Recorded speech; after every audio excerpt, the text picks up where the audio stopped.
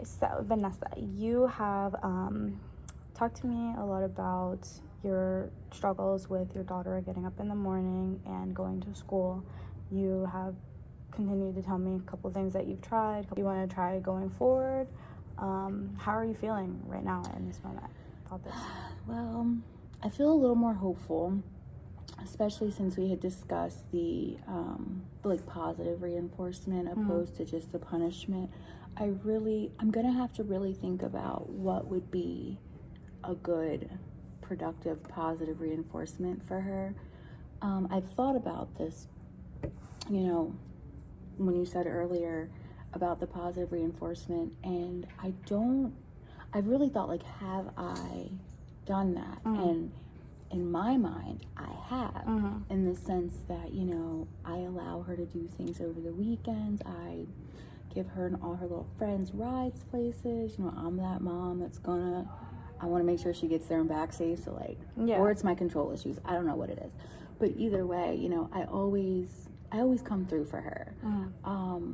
Starbucks once or twice a week, because my own order is expensive. So when you add her in, it's a little, but once or twice a week, if she's doing what she should be. But I also never tell her, you're doing such a good job, when she does. Right. So maybe, in my mind, it's like, I'm doing this, this, and this for you. Why can't you do X, Y, and Z like you're supposed to do? And then when you do, I go, she got her Shein cart last week. So, and she was all week last week, she was good. So I got her Shein cart for her, Shein, however you say it. And it's like $300, but she had done really well all week. So in my mind, it's, you're doing such a good job, let me do something for you. I almost wonder if in her mind, she has this sense of entitlement where it's like, she doesn't even put them together. That you did well all week and then you got your Shein cart, which honestly I feel is over the top for going to school all week. But she's been clocking on that thing for a while. She needs summer clothes, so it's kind of a win-win. But I know I keep repeating it, but I feel like she doesn't put it together. She doesn't understand that when I do what I'm supposed to for this period of time, I'm rewarded. So maybe if I talk to her or just say, hey, I can't say if. I've tried that if you do X, Y, and Z, you'll get X, Y, and Z. You mean like a quid pro quo kind of thing, but that doesn't resonate with her. It's like she's gonna do regardless. Right. She's gonna do what she has in her little mind to do, regardless of what the consequence or the reward would be. So I almost think the hindsight, maybe if I explain to her, I got this for you because you did well all week, or even just say, I'm proud of you because you did well all week. I grew up in a house where, I went above and beyond for everything. I always had straight A's. I was just on the grind, and I never got told. It was just expected. I never got told, hey, you're doing a great job, or, despite the fact that X, Y, and Z happened, because it was a pretty toxic environment when I was a child, despite that all these things are going on, you're still crushing at school. And I think that's also another struggle I have when it comes to her, because I have always been so committed to school. I don't know why. I don't know if it was my escape as a child. I'm not sure what it was, but I've always been so adamant about making sure that I did well. And she's not like that. Yeah. And I think that's also a struggle that I have to understand. Why don't you care? And ultimately, if I look at the big picture, as long, my best friend says C's get degrees. I don't like that because I'm really right. I like good grades. But I almost think my daughter has that mindset where it's like, well, if I get a D, I'm still going to pass. If I miss 89 days, I won't get truancy. But if I miss 90, I will. I think she has that mindset. Does that make sense? That makes a lot of sense. So you have said something about talking to her about this. Do you want to maybe practice and see how your conversation would go? Oh, that would be a great idea, actually. So let me not a fan of role play, but I like this idea. Maybe because it's to my benefit. Okay, so your name is Haley. Okay. So Haley, I don't know. So look, my first thought when we're getting ready to start this is I want to tell her everything she's doing wrong. Okay. And that's terrible. Like, so I didn't realize it till right this moment that literally the first things I want to say is, you're missing school, you're not getting on the bus, you're not doing your, like, I want to just, that's a problem. Okay, thank you for that. Okay, so let me practice not being a jerk. Let's start with a positive. Okay. Okay. Like, ease into the conversation. I'm digging. No, I'm kidding. She's not that big. No, that's okay. Take your time. So, Haley, I admire how strong-willed you are. And that is definitely going to be beneficial to you in the future. I want to say but I'm not going to do that. Okay. I love that you're my daughter. I have bukus of fun with you. You know, when things aren't serious, like we're not having a serious conversation about anything, we have so much fun. You're literally like the mini me. Literally. That's terrible that I really can't, because this negativity is like overwhelming in my brain. Oh wow, this is terrible. Well, you have expressed that, you know, you want her to do better, so maybe that's what's driving the negativities. Maybe it, okay. I'm struggling. This was a really good idea because I am struggling, and I'm catching it because I'm not sitting here talking directly to her. So I think practice is a great idea. Also, maybe something that you can think about is trying to incorporate when you're trying to explain this to her is what the, like, okay, yes, it's okay to get C's, get degrees, but maybe what the positives are about going above and beyond. It's easier for college, you know, those things. Yes. Okay, so maybe you bring up a really good point too, because like myself, if I don't know the reason why of something, I'm less motivated to do it because I think it's not important. So, wow, I'm really gonna have to like really think. So I want to tell her, of course, you know, all the good things. I do love that she's my kid. Like, I wouldn't give her up for the world. I love that kid. She's fun.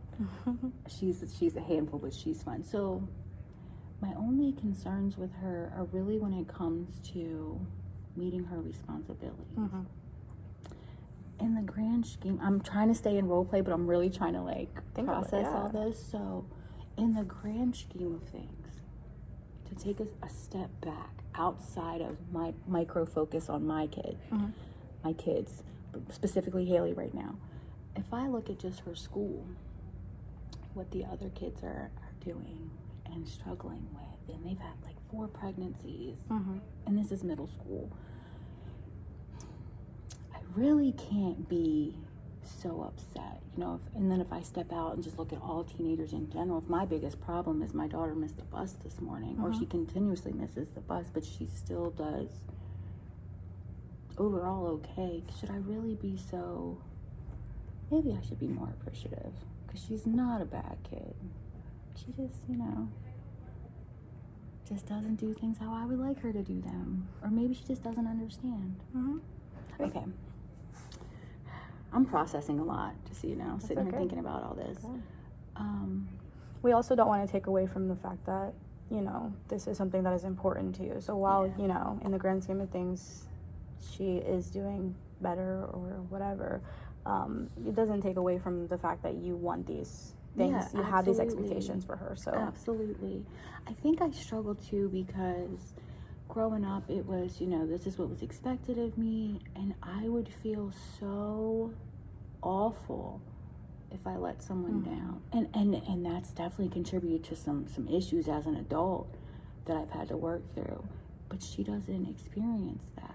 It's like she's like, which honestly is a good thing for everybody else, but not for her mom. But no, wow. Yeah, so I think, so the conversation with Haley, would need to go I'm gonna have to really think about this, but need to go something along the lines of, you know, I'm very proud of you. I absolutely love you unconditionally, no matter what. Whether you go to school, you don't go to school, you get an F, you get an A, like, I'm gonna love you regardless. I just need you to understand that, like you had said, C's do get degrees. You know, you passing by the skin of your teeth is going to get you to the next level. But how well are you going to do? Because these things build on each other continuously. Even if you say, I don't want to go to college, I would prefer you to, but if you don't want to, it's your life. You know, by all means, I want her to make choices, or I want you to make choices that make you happy, whatever that looks like to you. But you're going to have to get your high school diploma. That is not negotiable. That is not come hell or high water. You're going to graduate high school, and I don't care if it takes you until you're 25. So this is, by you just getting barely by, you're setting yourself up for failure. Not to necessarily fail, but you're making things more difficult for yourself than what they have to be. Especially, you're smart. You're very smart. So it's just a matter of the effort that's being put in that you just, I shouldn't say but you're capable. You're capable. And if you're not capable, or you feel like you're not capable, talk to me. Tell me how you feel. I think that, you know, I do things for you, and for some reason, in my mind, I think that just automatically means you should appreciate it and do X, Y, and Z, but that's not how life works. So I think it would be great to reward you for doing everything you're supposed to do, or even most of what you're, just an improvement. I think it would be a great idea to start that. But then at this point, I would ask her, like, what does she think? I think it's really important for her to engage in the conversation, and she does. Sometimes it doesn't make a whole lot of sense to me because she's 14 and says weird stuff, but she'll break it down. But like, I think it's important that we have a two-way conversation, especially at this point. I need to, before I have this conversation with her, I definitely need to get myself in check. Yeah. Because, like, starting this role play thing, I just really wanted to be like, these things are driving me nuts. And it's because they are. Right. You know, I do feel, and maybe I shouldn't, maybe I should, I don't know. At the end of the day, to me, it doesn't matter if I should or shouldn't feel overwhelmed by her behavior, because I do. And I need to do the best I can on my own to regulate that first, and then have this conversation with her. But at the same time, I want to hear what she has to say, but I'm still the parent, you know. So, and she's 14, so her brain's not even fully developed to be making these decisions. So it's like, I'm trying to find this balance where I'm still a parent and I'm still listening to what she has to say, so that she knows she has a voice. Because I don't want this little girl to grow up in this world where she feels small, or she feels like, you know, whatever I say doesn't matter, because it does. And I want her to find the people who feel the same way, because there are people in the world who are going to try to make you feel small. You know, and I want her to know that, hey, you're not that person, regardless. Because especially in relationships, if she, you know, her dad is not in the picture, so I worry about the daddy issues, and, you know, I worry that a man could one day manipulate her. And I've been in the experience, you know, where you just want to be loved so much, and you love this person so much that you start making yourself smaller to fit into their box. And I'm so worried that despite how she is right now, I'm getting sidetracked, but despite how she is right now, that she will one day do that. And I feel like if I quiet her, it'll be easier for someone else to do the same. Does that make sense? That makes a lot of sense, Vanessa. What I'm hearing from you is it is more than just the immediate situation. You're looking long term in her future, which shows that you are a very caring mother, and that is really important. I feel like the way that you set up the conversation to begin with was wonderful. If you just build in those things that you said that you wanted to work on, I really think you can get through to her. And just explain to her, like, you know, I want this for your long-term future, not just right now. And that's what it seems like it's coming from. You want to be a good mother to her, and you want her to have a good long-term future. And I feel like if you explain that to her the way that you explain it to me, I felt very receptive to that information, and you did a great job. Thank you. I also, I worry about a lot when it comes to my kids. Mm-hmm. My son, not so much, which is odd because he's the one with autism. So you think I would worry more. He's 6 too, so I mean, but he doesn't seem to struggle socially as much as I would expect. He's 6 though, so let me not compare notes here. But with Haley, my daughter, I just worry.